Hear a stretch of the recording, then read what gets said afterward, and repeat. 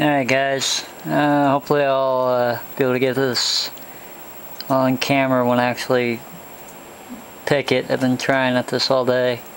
It's an American lock, it's a Series 10, and there it is. Open. And I've only got this lock open like